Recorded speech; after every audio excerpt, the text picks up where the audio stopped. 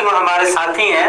नमस्कार, मैं हूं पंकज कुमार। आज मुद्दा है बिहार एसटीईटी का, जो काफी दिनों से मुंह मीडिया कवर भी कर रहा है, लेकिन अब जो एसटीईटी मामले में जो खबर सामने आ रही है काफी सोचनीय है और सतर्क होने की जरूरत है।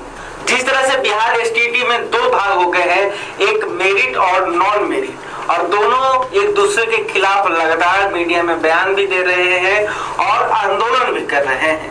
लेकिन अब एक बड़ा आरोप लग रहा है कि इन दो गुटों में एक धड़ा बन गया है जो अभ्यर्थियों यानी कि छात्रों का शोषण कर रहा है।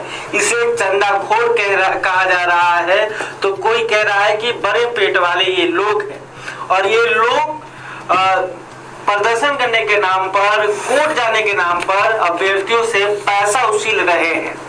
क्या कुछ मामला है पंकज जी, थोड़ा एक्सप्लेन करें। देखिए, बिहार जो है आंदोलन की धरती रही है। कहा जाता है कि एक डायलॉग भी रहा है कि बिहार में हर एक घर में एक नेता, एक पुलिस अफसर और एक गुंडा आपको मिल जाएगा। ठीक है। अब आते हैं एसटीईटी के सवाल पर। तो ये अगर आंदोलन के नाम पर अगर लोगों को ठगा जा रहा है तो ये एकदम से निंदनीय है।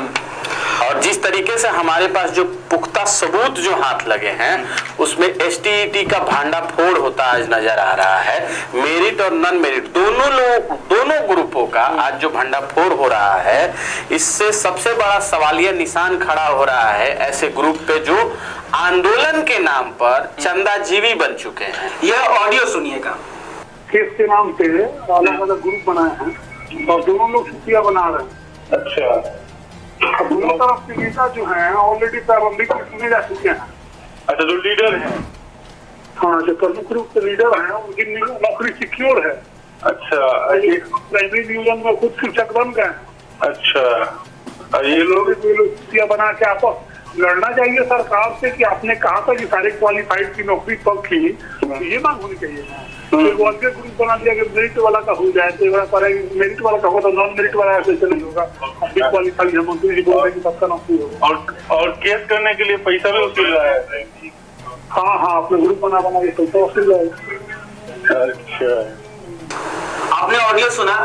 ये कौन इंसान है, इनके बारे में मुंह मीडिया कोई जानकारी नहीं देगा, लेकिन इतना आप जान लीजिए कि यह एक शिक्षक संघ के बड़े ओहदे पर है और वो लगातार शिक्षक अभ्यर्थियों का मामला हो या शिक्षकों का मामला हो, इस पर बोलते रहते हैं। अगर यह शख्स सवाल उठा रहा है तो इसके पीछे कोई ना कोई जरूर सच्चाई होगी। अब दूसरी तस्वीर, जो एसटीईटी के अभ्यर्थी हैं वो खुद सोशल मीडिया के माध्यम से ये कह रहे हैं और अपने साथियों को आगाह कर रहे हैं कि आप लोग सतर्क हो जाइए। जो चंदाचोर हैं वो हम लोगों को बांटकर अपना फायदा कमाना चाहते हैं। या सोशल मीडिया का कुछ पोस्ट भी आप देखिए। ये जो आप पोस्ट देख रहे हैं, इस पोस्ट को सुजीत कुमार ने शेयर किया है। लिखा है कि साथियों, खबर आ रही है कि कुछ चंदाचोर अपना दुकान चालू करने के लिए एसटीईटी 2019 पर केस करने वाले हैं। इन चंदाचोर के बाद में नहीं आइएगा। इनका काम ही है हर बहाली को फंसाना और अपना दुकान चालू रखना। यह पोस्ट कहीं ना कहीं बड़े सवाल खड़े कर रहे हैं। अगर सच में यह सच्चाई है तो ये अभ्यर्थी ही बताएंगे, लेकिन पंकज जी को कुछ और बातें मालूम है। पंकज जी, आखिर ये होता क्यों है कि जब भी कोई बड़ा आंदोलन होता है वो शुरुआत तो उसकी अच्छी होती है, लेकिन बाद में धीरे धीरे वो पैसा उगाही का धंधा बन जाता है और कुछ चंद नेता बन जाते हैं और अभ्यर्थी को अपने पीछे पीछे घुमाते हैं, उनसे बड़े बड़े वादे करते हैं कि हम आपके लिए सरकार से लड़ेंगे, आपको नौकरी दिलाएंगे, लेकिन वही लोग लास्ट में अभ्यर्थियों का ही शोषण करने लगते। देखिए, होता क्या है, कहीं भी जब मरता क्या नहीं करता। ठीक है। जब अभ्यर्थी जो 94,000 जो अभ्यर्थी थे जो कोर्ट गए, कोर्ट के आदेश के बाद तमाम सारी चीजें क्लियर हुई, तो एसटीईटी की बहाली होगी, उसमें तमाम राज्य सरकार ने भी अपनी बात रखी और कोर्ट ने भी अपनी बात को रखा और कोर्ट ने कहा कि इन जो 4% जो विकलांग कोटे की जो सीटें हैं,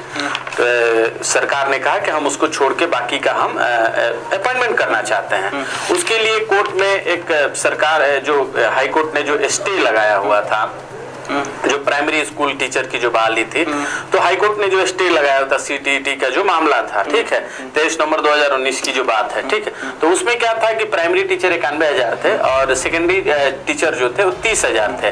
तो इन दोनों का टोटल मामला था, उसमें 4% जो कोटा था वो ब्लाइंड का कोटा था, फिजिकली हैंडीकैप्ड का जो कोटा था, ठीक है। तो आपको एक बात समझाने की सबसे बड़ी जरूरत है कि इस तरह के जो टीचर के नाम पे, जो नेता के नाम पे टीचर बने हुए हैं, इनका सबसे बड़ा मतलब यही है कि ये हमेशा से ये हर जगह एक्टिव रहते हैं। ये गैंग है, चंदा चोरों का एक गैंग है। और आपने ऑडियो में सुना होगा कि जो दो धरे में जो बटे हैं एसटीटी के अभ्यर्थी, नॉन मेरिट मेरिट, दोनों धरे के जो नेता हैं वो खुद चयनित हो चुके हैं और इस बात की पुष्टि वो कह रहे हैं कि ये जो खुद हल्ला मचा रहे हैं इनका तो नौकरी सिक्योर है, लेकिन दूसरे को डर दिखाकर कि आपकी नौकरी नहीं होने वाली है, लालच दिखाकर कि आपको हम नौकरी दिला देंगे, जबकि सरकार से लड़ना चाहिए, ये लोग आपस में लड़ रहे हैं। एक हाल ही में हम लोग ने एक वीडियो देख रहा था मैं, तो ये हो रहा है कि अगर मेरिट वाले एक आंदोलन करेंगे तो नॉन मेरिट वाले दो करेंगे, नॉन मेरिट वाले 2 करेंगे तो मेरिट वाले 3 करेंगे। आखिर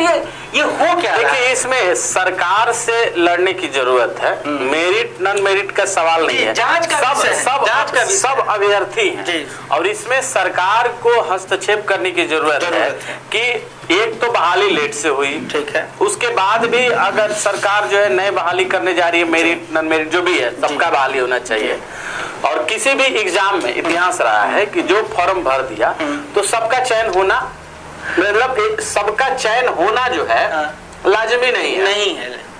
कुछ उसमें फेल होंगे ही होंगे और कुछ पास होंगे ही होंगे। अब आते हैं ये चंदा चोरों के बात पर। तो आपको एक बात बता दें कि सरकार जो है जब चीजों को इनसिक्योर आप करेंगे, तो जब इनसिक्योरिटी समाज में जब आती है ना, तो उसमें इनसिक्योरिटी में आदमी क्या होता है, अंधविश्वास, पाखंड और ऐसे ही गिरोहों के जाल में फंसता है।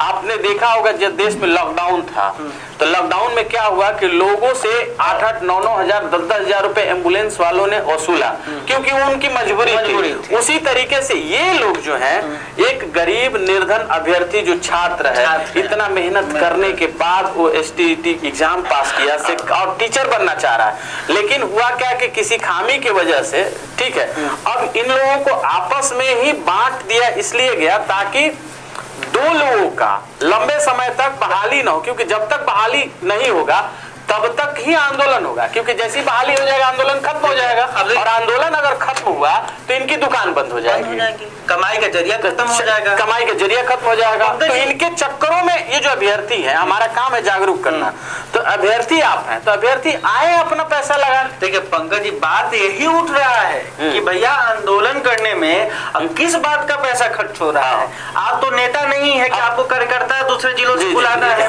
आप तो छात्र हैं, छात्र खुद के पैसे से जाकर सड़कों पर लाठी डंडा खा रहे हैं, तो उसमें कहाँ पैसा खर्च? हम बता रहे हैं आपको। देखिए, ये जो नया नौटंकी शुरू किया गया है, इस नौटंकी में सबसे बड़ा मैटर ये है कि लोगों जो अभ्यर्थी हैं उनको गुमराह किस बात पे किया जा रहा है कि मीडिया को हम खबर छापने के लिए पैसा दे रहे हैं, मीडिया मैनेजमेंट के नाम पे पैसा उगाही हो रहा है, जैसा कि लोग कहते हैं। लेकिन आपको हम बता दें, मुंह मीडिया के प्लेटफॉर्म से आज हम आप तमाम एसटी के दर्शकों को और तमाम अभ्यर्थियों को बताना चाहते हैं कि हम लोग किसी भी खबर का कोई पैसा किसी से नहीं लेते हैं।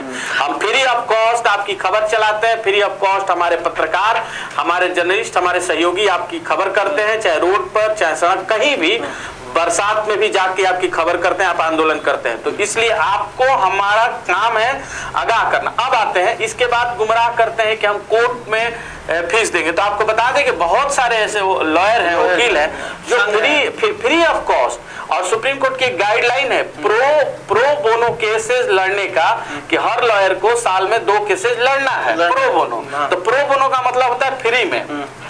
अब वो लॉयर के ऊपर है कि वो कौन सा केस चुने। बहुत सारे ऐसे लॉयर हैं जो बेचारे 2 केस उनको फ्री में मिलता ही नहीं है, वो खोजते रहते हैं कि कोई 2 केस हमको दिला दो, क्योंकि उनको एक असाइनमेंट होता है सुप्रीम कोर्ट के तौर पे, वो पूरा करना होता है प्रो बोनो 2 केसेस।